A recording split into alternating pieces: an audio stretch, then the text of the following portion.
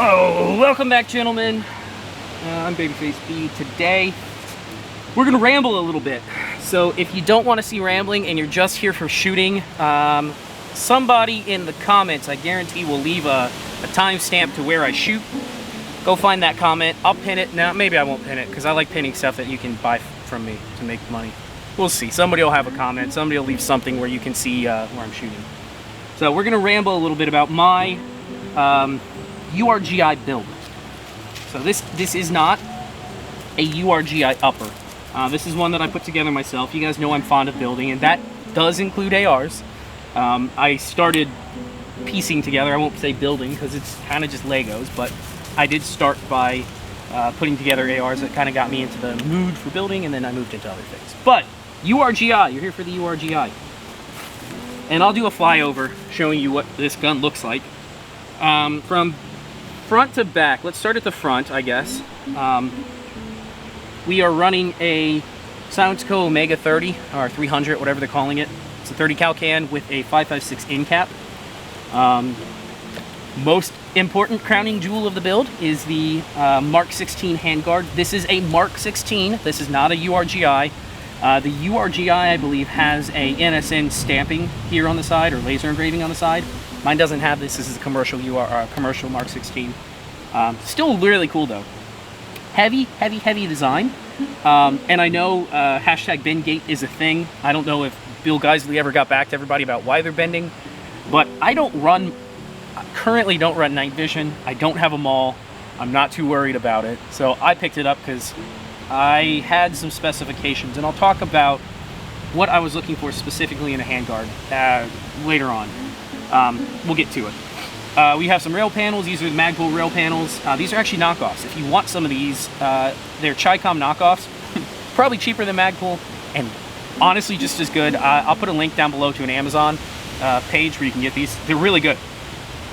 We are running a a Streamlight ProTac 1. It's only about 350 lumens. It's good enough for the night, for my house. I do have a Surefire that I will probably end up switching on to this once I get a mod button. I was looking at picking up a mod button to put here. Streamlight, I'm using one of their pressure pads, and I'm very unhappy with it. The pressure pad itself is high quality, and I'm happy with that. These little rail pieces that they send you to attach your pressure pad to your top rail are garbage. They're really terribly designed. They don't fit well, and the pressure pad tends to slide forward and backwards in it just enough to be annoying. I don't even have the tape. You could probably fix that if you put that double-sided tape they give you. I bought both of these actually used off of ARFCOM, so I no longer have the tape. And I probably could buy some, I know, but I didn't have any. I didn't want to go buy 3M double-sided tape. So in the interim, I'm using Ranger bands, quote-unquote Ranger bands. This is just cut-up pieces of bicycle inner tube. Works great. Funny enough, you cut up the inner tube, you stretch it over, and it holds this from going anywhere. Works really, really well. Currently no hand stop or vert grip. If you guys have watched me for a while, you probably noticed that I love vertical grips. I'm not currently running one. I'm trying to figure out what I want to put on here, and I bought a couple things to experiment with, to play with. I haven't quite figured out what I want. In the last couple months, I've found myself enjoying not a full C-clamp. I don't like the arm over the top looking I'm not gonna say that word, looking something special, looking hot mess. I don't like this. I have found myself liking, especially on these thinner handguards, running a standard shooting grip where I can reach over the top and hit my light and then bring my thumb back and forward. Especially with the texturing on these rail pads, I've really found myself liking this. You get a good grip, you can pull it into your shoulder, and it keeps it sturdy. So that's what I'm doing for now. I may end up running a hand stop or something down here to help with shouldering. Not sure yet. I'm playing around with that, and I'll figure out what I like. If you have a suggestion, let me know. Moving back from there, this is my papered lower. I've had this same lower for probably 6 years now. It's been a stamped lower for 6 years. So it kind of evolves over time. I do have a new trigger coming in. Right now, this is just a nickel boron trigger from, oh god, who is it? Spikes Tactical. It's a Spikes nickel boron and a Spikes nickel boron bolt. You can see it doesn't look like nickel any longer because it is so filthy. I've been shooting this today. If you've never shot suppressed, especially short suppressed, lots of carbon blows back here. You want to keep this wet. As you're shooting throughout the day, make sure you're spraying CLP in here to keep all that nasty wet, so when you can take it apart later, you can clean it easier. ARs like running wet anyways. Standard mil spec, safety, Magpool. This is the SLK grip. I have found that this is my favorite grip out of all of them. So this is what I'm running on this one. This is what I run on the MP5. This is what I run on my Crink. I like the texture. I have small hands, and this fits very nicely in my hands, so this is what I've been using. I do have a little dangly back here. I've not used this in a while, but it's still on the gun because why take it off when it's there? We're doing a B5 stock here in the back. And the best upgrade that I have, that the little secret, and if you guys want me to show you how to do this, I can do a 5-minute video real fast showing this. Bicycle inner tube, again, what you would be using to make your Ranger bands, the length that you typically want it with a backwards cut, so it comes up and over the top of your stock, keeps you from getting your beard hair, your cheek hairs pulled out by the stock. This stock is a little bit better because it's longer, but it won't pull your cheek hairs out as bad, but it still does it for me. I have found inner tube works great. It keeps that little spot there from grabbing my cheek hairs and pulling them out, because that hurts like a son of a bitch. Top wise, we are running a SIG Romeo 5. Works fine. It's not the most expensive optic on the market, I know. I would love to upgrade. I would love to get an EOTech in a 3x fold to side at some point, you know, price permitting. I would love to go back to my Elcan Spectre DR. I had a Spectre, a 1-4 Spectre, and I loved it.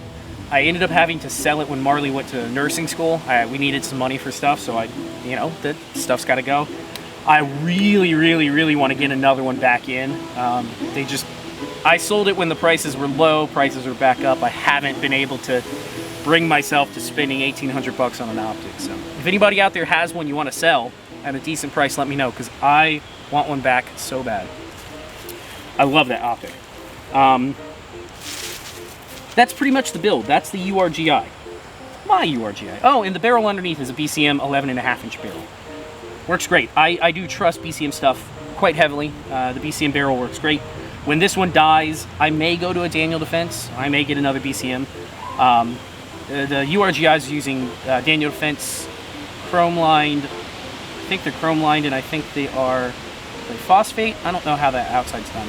This one's just your plain chrome lined phosphate 11.5-inch, but BCM makes great stuff. I like your stuff.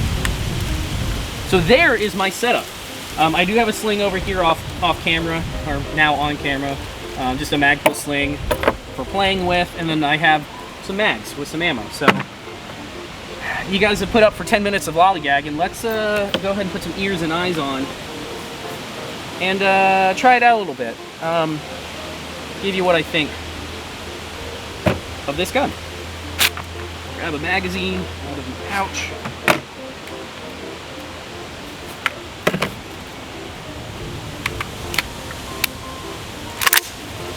And we will do some shooting. I got this optic sighted in today because I needed to sight it back in after making all these changes, and I think I'm pretty much right on. Mind you, 11.5, even with a suppressor, is not hearing safe. It's still very loud, so just be aware of that. Shoots great.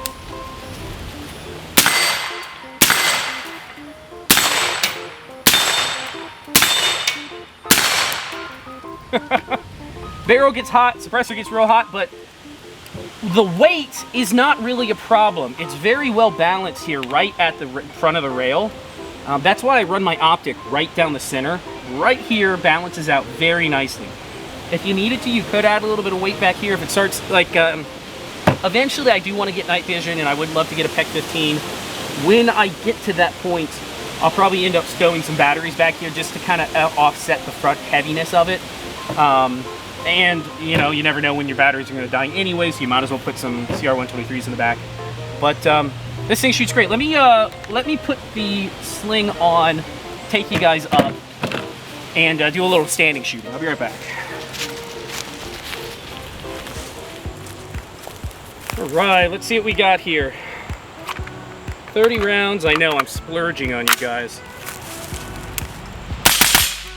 That's how fast, when you see the slow-mo coming up, that's how quickly those 3 rounds are. It seems so slow in slow motion.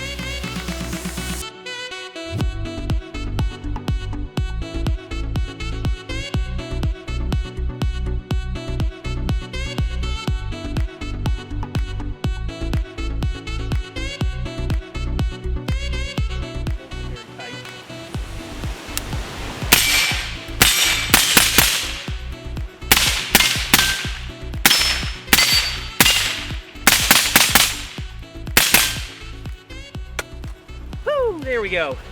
And nice thing is it's just starting to get warm on the back of the handguard. This thing, the panels work, everything is nicely weighted, it doesn't get too hot, even though I mean this thing, probably 1,000 degrees right now, but everything else is pretty nice. So there you go, there. Ooh, and it's gassy. I do need a gas buster. I want either a gas buster or a one of the Geisley Airborns, something to help seal some of that gas off. Anyways, hope you guys like it. That is my URG-I build. This, if you go bumping in the night around my house, you may end up looking at that. So I wouldn't do that if I were you. Hope you guys like it. I will catch you guys on the next one. See ya.